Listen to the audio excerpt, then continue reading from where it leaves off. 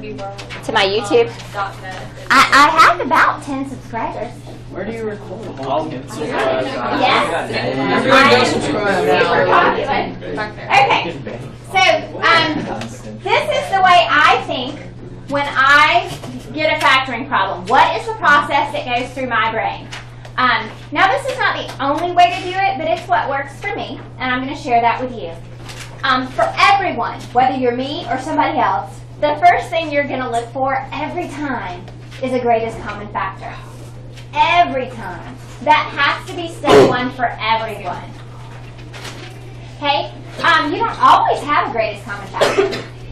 Sometimes that's all you have. And sometimes there's a GCF, and then what remains will factor more. Okay?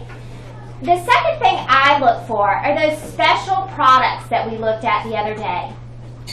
If it's two terms, I check to see, is it a difference of squares? Is it a perfect square minus a perfect square? Because if it's a difference of squares, it's real easy to factor.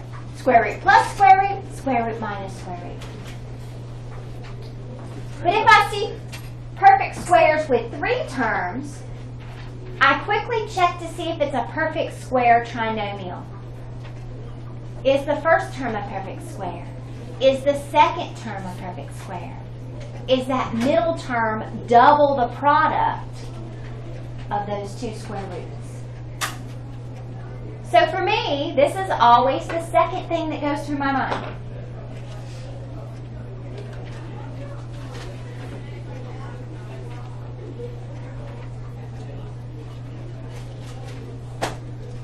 Now the third thing I check for, okay, if it's a trinomial but we don't have perfect squares, is there a leading coefficient of 1? Because those are quick, and some of you probably noticed that on your homework. Those were much quicker than the trial and error ones, weren't they?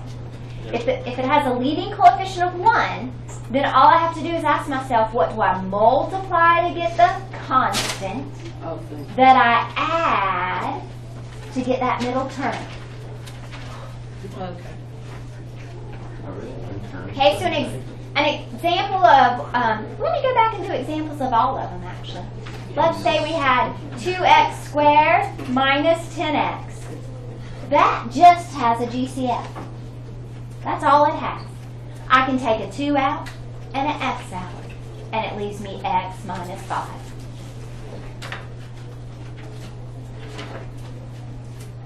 Okay, a difference of squares would be a perfect square minus a perfect square. And that would factor to the square root plus the square root.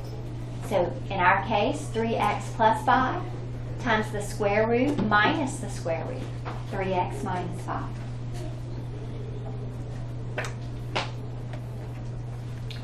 A perfect square trinomial would look something like this.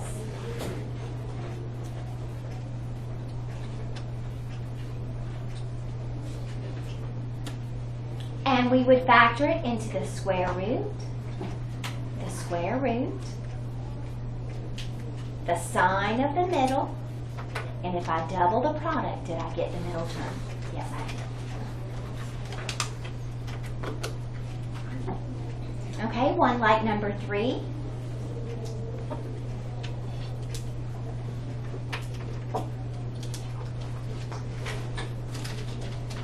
On this one, you would go, okay, what do I multiply to get positive 15? That I add to get negative 8. What works? Negative 3 and negative 5. Negative 3 and negative 5. Negative 5 and negative 3. The order of the binomials does not matter. The signs matter. The order of the binomials. Okay. And then the fourth one is where we have a trinomial where a is not equal to 1. So it looks like this, ax squared plus bx plus c. So the squared term has a coefficient that is not 1. And on Friday, we did trial and error. And hopefully, even if you started off slow on your homework, hopefully you picked up as you did more practice. Now, sometimes we just have a stubborn brain. And no matter how long we look at that problem, it's just not going to pop into our brain. So sometimes we have to take a different approach, and that's what we're going to look at today, term splitting. So I didn't do an example like this because I'm going to do those with term splitting in just a second. All right. Before we get to term splitting, though, we're going to talk about, well, what do you do when that leading coefficient is negative? So whether it's -1 or -9 or negative, what do you do? Some of you may be just fine leaving the negative in there. I think most of us will do better if we factor that negative out. So I didn't give you ones with negative leading coefficients as of yet. So when we have a negative leading coefficient, first thing we're going to do is factor that negative out. And if I factor the negative out, what does it do to all the signs? Changes them to the opposite. So it becomes a positive g squared, a negative 3g, and a positive 2. Okay, now we can ignore the negative. Let's go through the thought process. Which kind is this? What do I do to factor what's remaining in between the parentheses? What do you ask yourself? Very good. What do you multiply to get positive 2 that you add to get negative 3? That is exactly where you go in that train of thought. So I multiply negative 2 times negative 1. Because negative 2 times negative 1 is positive 2. And negative 2 plus negative 1 is negative 3.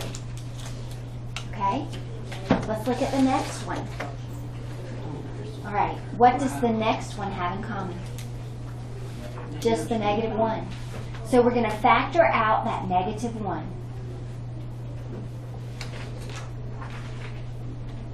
And you can just do it in the form of a negative. And there's nothing else that they have in common.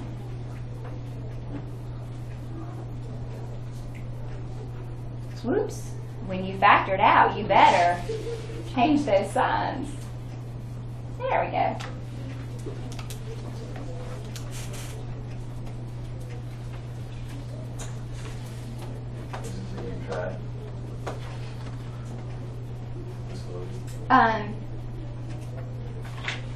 You want it to be?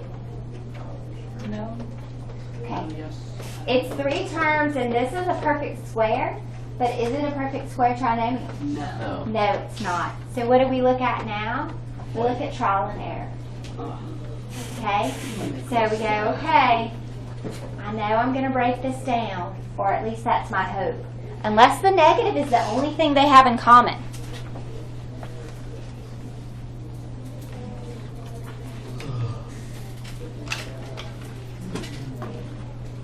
Okay, so do you want to start with the 1 and the 9 or the 3 and the 3? 3 and 3. Okay, let's start with 3 and 3 then.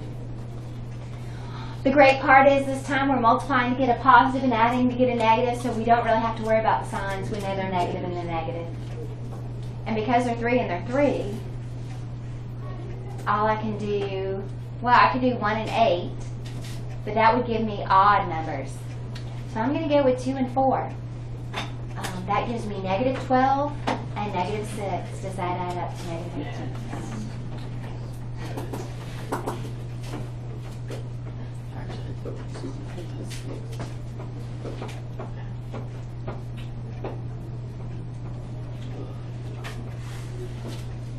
Okay, so here we have a negative leading coefficient. Whenever our leading coefficient is negative, we're going to factor it out. But we also have a GCF. What is the GCF this time? Y to the 7th. So when I factor that out, I'm left with what? Y to the 2nd.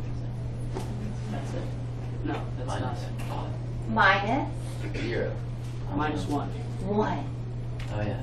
Okay? So when we completely factor out an entire term, the 1 kind of holds its place. And if we were to distribute that back, do you see how negative y to the 7th times negative 1 makes a positive y to the 7th? Okay, are we done? No. Because what we're left with is a difference of squares. So it's going to factor to, y plus 1 times y minus 1.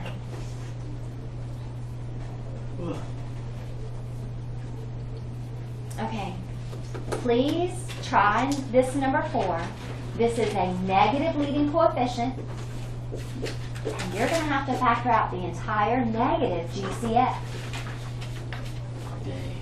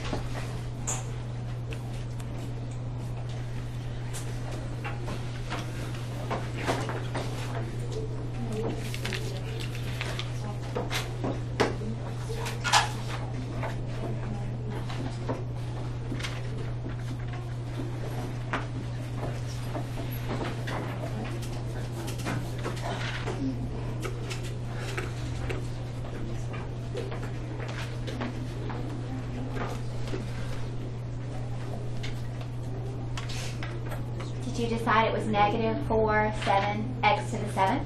Yeah. Okay, cool. Okay, so that's step 1.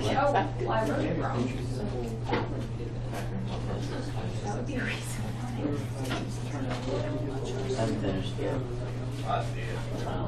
Yeah, I forgot. Oh, so you kind of do the difference. So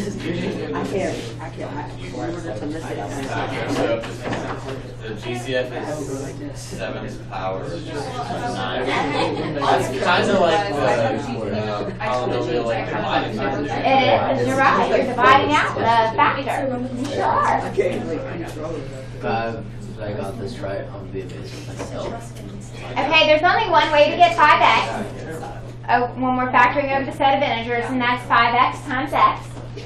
Now this one's not as nice because the last term is negative, so we're not certain about the signs. I think I got this. But we need a 6 when we add them and an 8 when we multiply them. So the ways to get 8 are 1 and 8 or 2 and 4. Yep, I see it. That makes 10 and 4. I want the 10 to be positive and the 4 to be negative, so I get the positive 6. You got it? Awesome. Okay, now, if you were to go to a tutor, they're probably going to focus on this method. They steal your money. No, Is there a no. way to memorize it, or is it just long? Term splitting. Now, the great thing about this method is it always works. So, I'm just gonna do this now. but it is what I call the long way. But when you get, if you hit that stumbling block and you just can't figure out what to do, this way always works.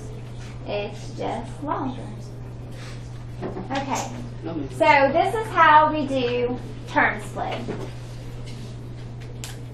And we're going to start with this example. This is a good example because 4 has multiple factors and so does 6. So it wouldn't be, immediate. I would never, ever, ever, ever, ever, ever choose this way if my leading coefficient was prime or my constant was prime. Then you're just wasting your time. Yeah. But here they're not. They're composite numbers. So what you do first is you do the product of the leading coefficient and the constant. 4x squared times positive 6 is positive 24x squared. Then you ask yourself, what can I multiply to get this product that I can add to get the middle term. So we're going back to the multiplying and the adding. Negative 8, negative 3. So what I do, and the reason we call this term splitting, one of the names of this, is to take that middle term and split it into two terms. We took the middle term and we split it. So did I change the value of the expression at all? No. No. I just changed the way it looks. And then what we're going to do is called grouping. We're going to pair these. We're going to say, okay, these two make a group, and these two make a group. And if I look at the first group, does the first group have a GCF? Yes. What is the GCF of this first group? 4. 4x. And when I factor that out, what am I left with? X minus 2. So, this is important because whatever we have here is what we want to be left with over here. We want an x minus 2. So out of that second group, what do you have to factor out? The GCF, but it's going to be a negative 3, isn't it? Now, I need everybody to clearly see this because I don't want you to think weird math magic is about to happen. Do y'all see those two terms?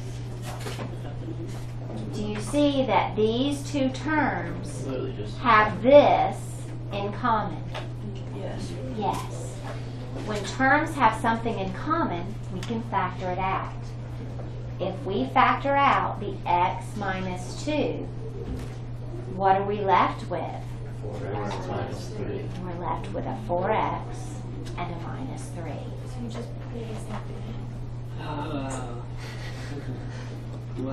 Oh, that was some weird math magic. Okay. Where'd you wait?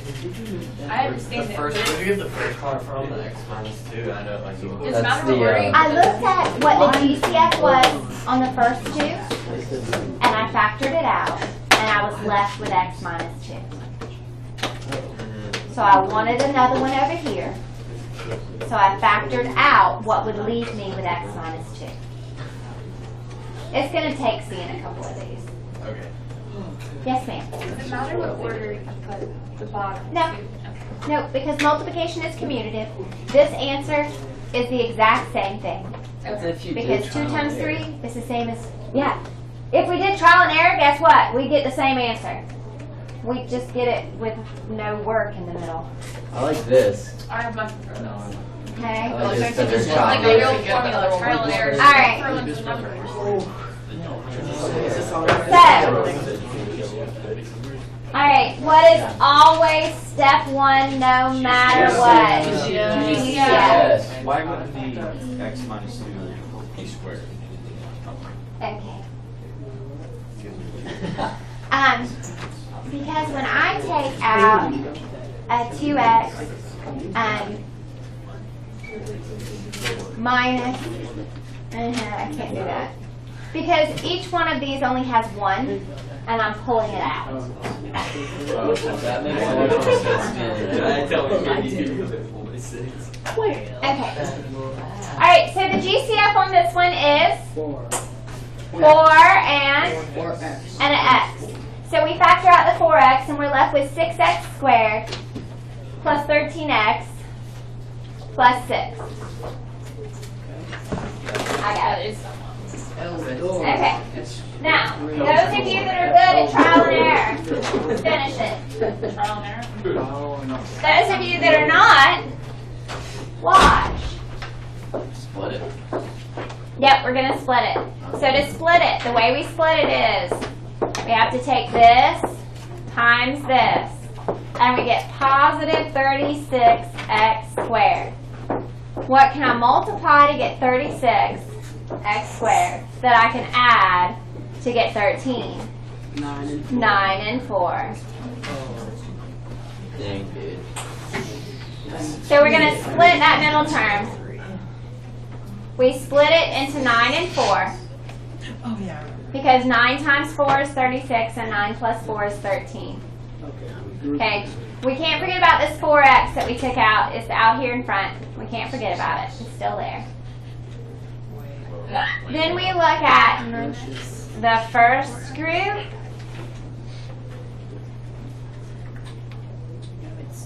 And we say, what does it have in common? A 3 and an x. You can split that term anyway, right? Or Well, that's the only. I could have done 4x and 9. 4 and 9 are the only. Because those are the two things that I can multiply to the cost of 36. I did that. Okay, so we get 2x plus 3. So over here I want 2x plus 3. So what do I factor out? A positive 2. Can't forget about the 4x out in front.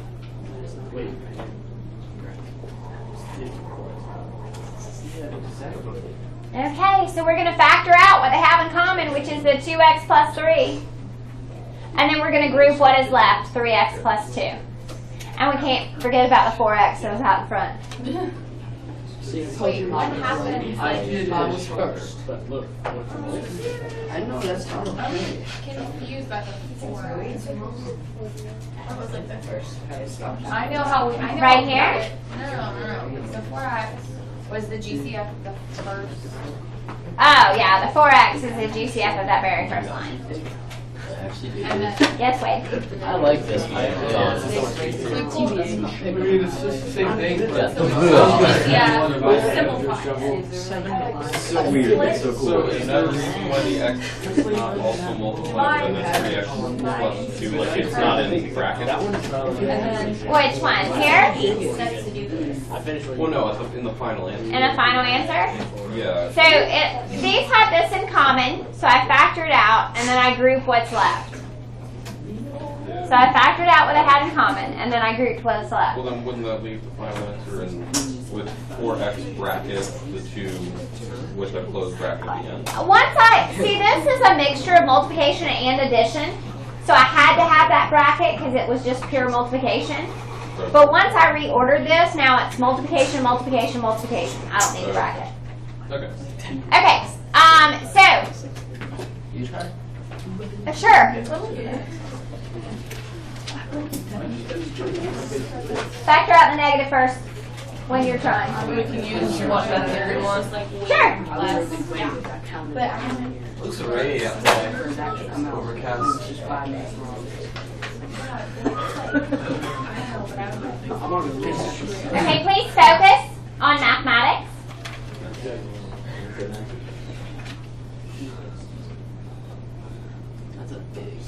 It's not bad though.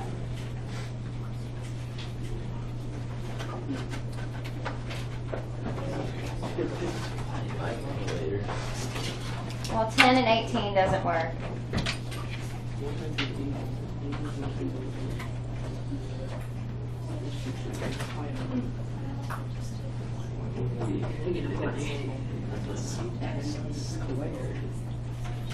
Okay, now that's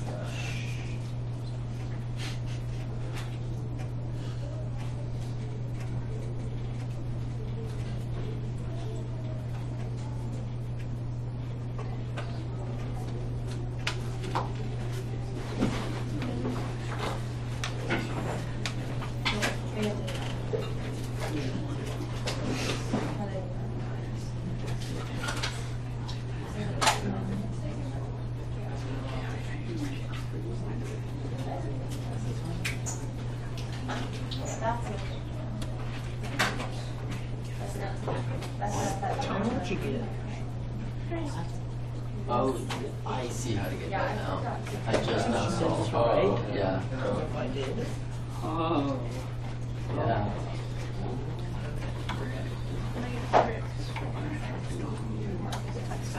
I feel like that term split right there would be hard, just because of like the negative. Well, what you do brackets?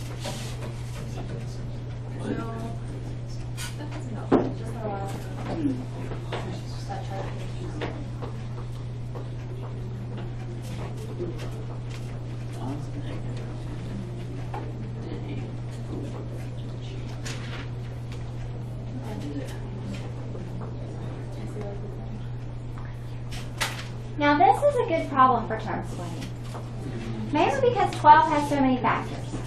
So if we were doing trial and error with the 12, we'd have to think of 1 and 12, and 2 and 6, and 3 and 4. And then with 15, we've got 1 and 15, and 3 and 5. So there's a lot of different combinations we can have with that. So this is not a bad problem for term splitting. So you'd say, like, because I know you're not really a fan of term splitting, but like, do it when there's like. When these are larger numbers with lots of factors, yes. Now, if this were 5 instead of 15, I would say no. Guys, the quiz that you have to make 100 on is trial and error. That's all it is. Yep. The quiz that we have Wednesday this week is just a regular quiz. It's going to have a little bit of everything. And so if you choose to do term splitting, you can make that choice as long as you have time to finish. The quiz that you have to make 100 or 0 on is trial and error. And I do believe that you guys are so capable of doing trial and error, and once you practice it, you're going to like it better. It's going to start becoming instantaneous. You'll look at the problem and then all of a sudden the answers will appear. You'll get excited. Yes, Matt? Now, will term splitting work for like every equation? Term splitting works for any trinomial that is factorable over the set of integers. What about binomials? You said this too. Binomials would either have to be a difference of squares to be able to factor further,